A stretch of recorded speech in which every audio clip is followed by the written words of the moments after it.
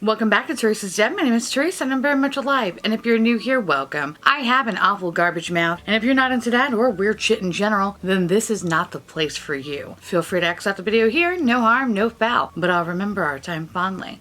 If you want to jump straight to the overall review and the swatches and all that bullshit, I'll leave a time code down below. Feel free to jump ahead. Why do I feel like I have lipstick on my teeth the whole time? I don't. Go me. Anyway, so if you are new here or you're not new here, whatever, I just got back from California. I had a great trip even though it rained every fucking day. And Friday was actually my first day back to work. And it sucked. It was awful. I had fucking over 200 email messages that I had to comb through. Still didn't get through that. Plus a myriad of shit that I needed to get done ASAP, so that was fucking fun. But anyway, it was boring, nothing really eventful or fun happened or whatever. On my way home, I had a normal train ride. Surprise, surprise, I actually had a fucking seat, which was amazing. So I didn't have to deal with any fucking asshole, and I got to listen to podcasts and play Candy Crush and live my best life. But the best part is actually when I got off the train. Now, I'm fairly close to the subway. It's not a very far walk from my house to the subway. So as I'm getting out of the subway and I'm walking down my block where my house is all the way at the end of the block, I just hear, and I have my headphones on, but I hear like this music in the background. So I pause my music and I realize there's like 80s music playing, which is really weird because I never fucking hear 80s music here. So I'm like, oh my God, like someone must be sitting in their car blasting their music or something. As I'm walking in the block, I notice that the music's getting louder and louder, and I see that there's a man walking towards me with a giant boombox. Like fucking, think John Cusack 1980s, Say Anything, like, you know what I mean? Like a giant fucking boombox. So the song that's blasting out of the boombox is I Wanna Know What Love Is by Foreigner. And I would put it right here, but I don't want a fucking copyright strike or anything that can pull any sort of monetization, the 3 cents that I do get from this video. So I'll just leave a link down below. If you don't know what the song is, I'm just gonna put it down below so you can understand what I'm talking about. And it was like so fucking funny because it was this guy, he had like a giant boombox and he was just doing this. And as I was passing him, he turned to me and went,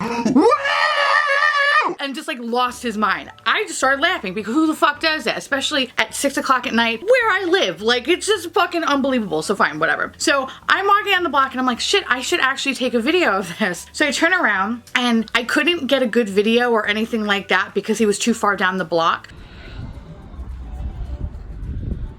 But all of a sudden I just hear, what are you doing? And I turn around and it was Alex, and he was actually standing by the door. I said, oh, did you see what happened? He goes, yeah, I saw that guy. Did you know that the girl he's with just pissed on the side of our house? And I just went, oh, can we just go back to California? He's like, absolutely.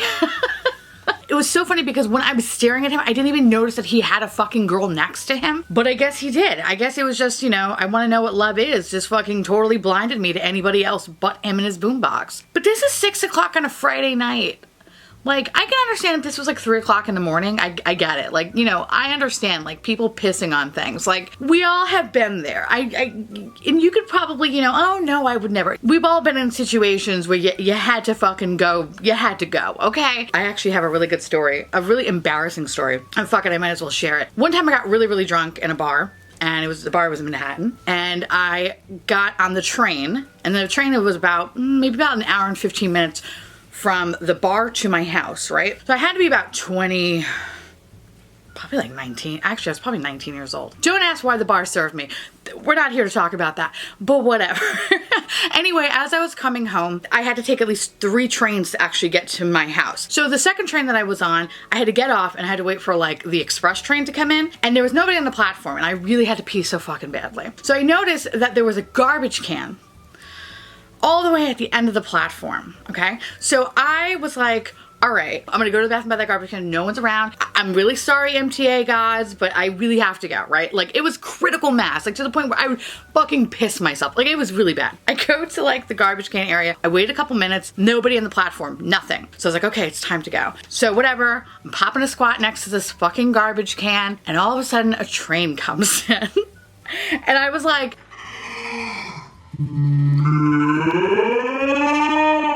I I fucking freaked out. To the point where I was just like, I didn't even care if I was like done or not. The fact that people were actually seeing me piss on the side of a garbage can, one, sobered me the fuck up, and all the pee went sucked back up in my body. So I was like, okay, I don't have to go to the bathroom anymore. So I pulled my pants up really fast and I fucking just started walking really, really briskly down the fucking platform to try to get to the next train. So the train comes in, it's fairly crowded, but I was able to get a seat. So I'm sitting there like this, like trying to like keep all my embarrassment bottled in before I fucking explode and want to kill myself. And all of a sudden I hear people around me go, Kind of smells like piss in here, doesn't it? Yeah, Jill, it smells like piss. Wonder who pissed themselves.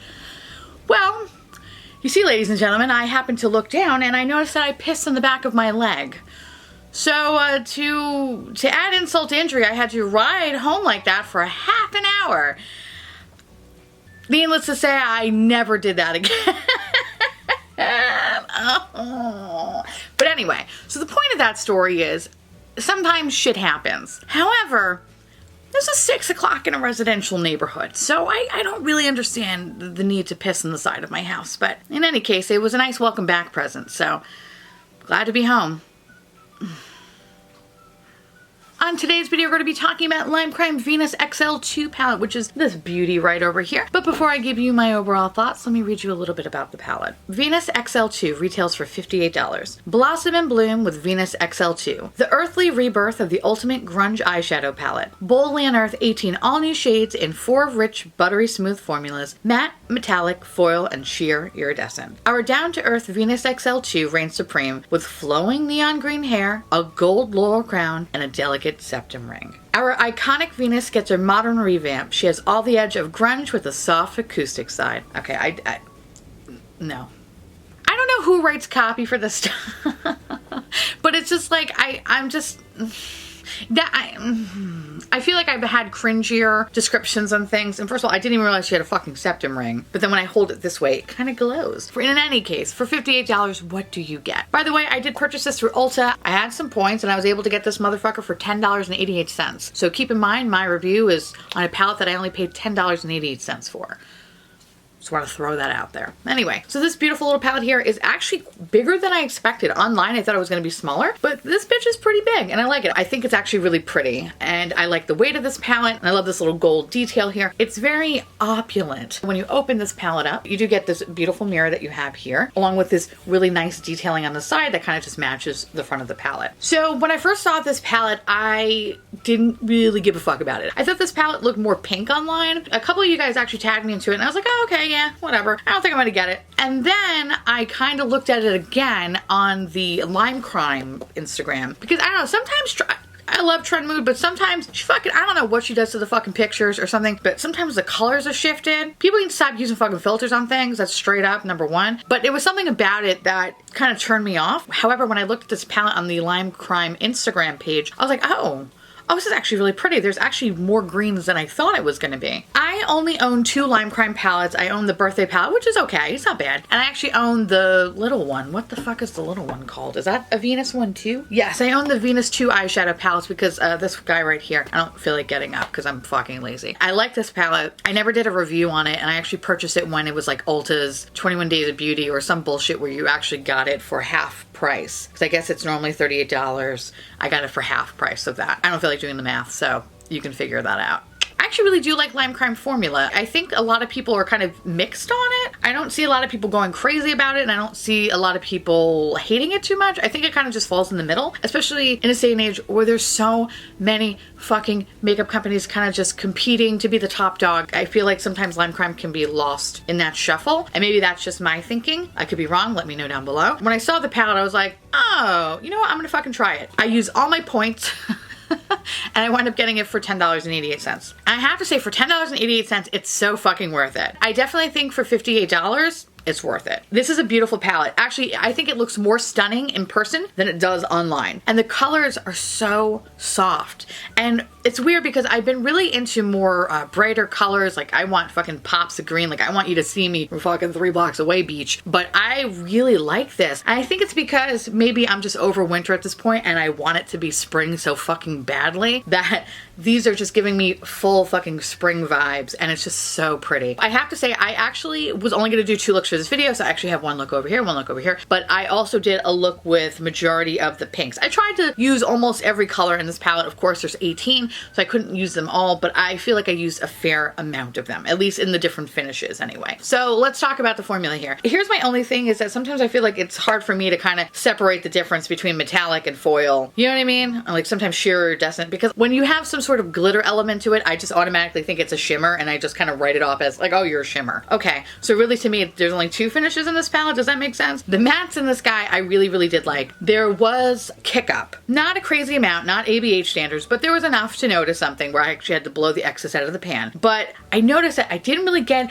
any fallout though, which was really nice. So when I did my pink look, I actually did it with no foundation on my face just to kind of test it out. And I noticed like, oh, okay, so it looks pretty good. So I did my whole face and blah, blah, blah. I didn't notice any issue until we got to like the more metallic foil shades, and I'll explain that in a second. And I really liked Lime Crime's matte formula. I felt that they were able to build up, blend out. I had no issue. I used it with a real hair brush, the Jeffree Star bullshit brush, and I used it with a synthetic brush. I will say though, and a side note, I know I reviewed the Jeffree Star one, but after washing those brushes a couple of times, the real hair brushes are starting to get a little rough. Not a fan of that. And keep in mind, again, that could be my own ignorance. I don't own real hair brushes really, except for the Wayne Goss one. And I actually have never washed that brush before. So I don't know, maybe just over time, it just gets a little bit just fucking rough feeling. I don't like that. Anyway, it works fine. It doesn't irritate my eye, but it's just like, I kind of prefer more of the Lexi brush now to think about it because it has like a nice softer feel.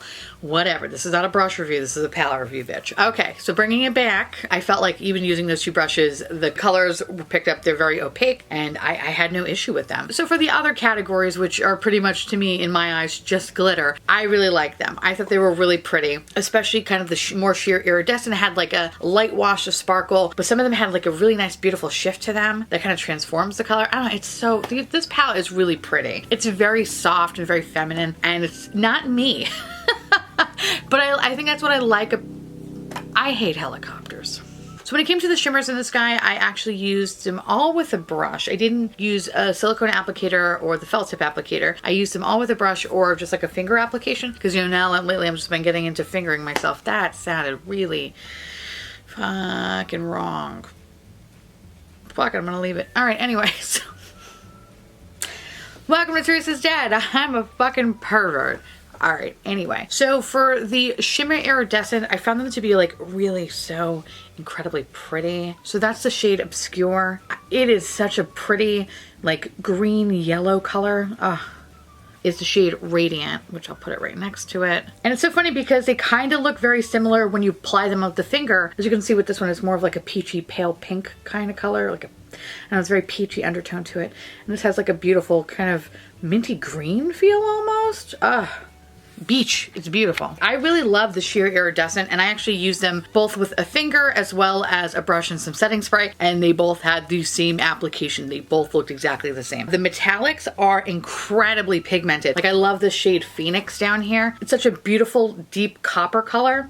Fuck me up. I love this shit. So these shadows overall are incredibly soft, especially with the shade West over here. I use this actually as a lower lash line shade. And as I was kind of dipping my brush into it, I noticed that it was actually kind of creating dents in the pan. I noticed it more with the shimmery and metallic and not so much the mattes, but they're a little bit more softer pressed. So if you are gonna get this, just be delicate to these little guys. You know, they have soft bones, so. Yeah, the foil shades, well, it's incredibly pretty. There is an explosion of sparkles that's like nobody's fucking business, and it's just insanity.